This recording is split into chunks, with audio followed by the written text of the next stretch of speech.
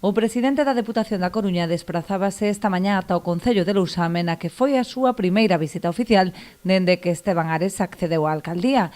Alí, ambos os dous mandatarios oficializaron o convenio polo que se acometerá a renovación do campo de fútbol de Cabanetán.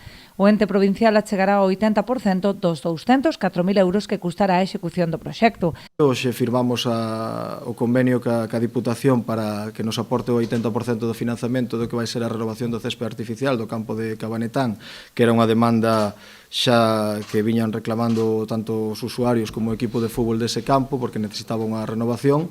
Evidentemente é unha cuantía moi importante para un concello pequeno, que renovar un céspede artificial para nós con fondos propios é inasumible. Entonces agradecer neste caso á Diputación ese 80% que nos vai aportar e que nos permite, digamos, seguir mantendo ese servicio, esa práctica deportiva e que se fai nese campo. Esta chega provincial súmase aos numerosos investimentos que ten feito a Deputación no Concello de Lousame dende o ano 2016, que en total ascenden a uns 13 millóns de euros entre as distintas liñas de axudas e plans provinciais. En Lousame levamos investido 13 millóns de euros dende o ano 2016 entre todas as liñas da Deputación.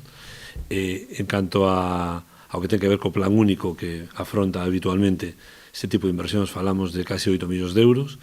En este caso, un convenio que acabamos de asinar o alcalde Maiseu, que é extraordinario, é dicir, vai a maiores da financiación ordinaria da Deputación hacia Lousame. Precisamente unha desas actuacións foi a mellora acometida na estrada de Pousada a Carantoña, que supuxo un investimento de máis de 50.000 euros con cargo ao plan único. O presidente provincial desprazouse ata a zona para comprobar o resultado da actuación.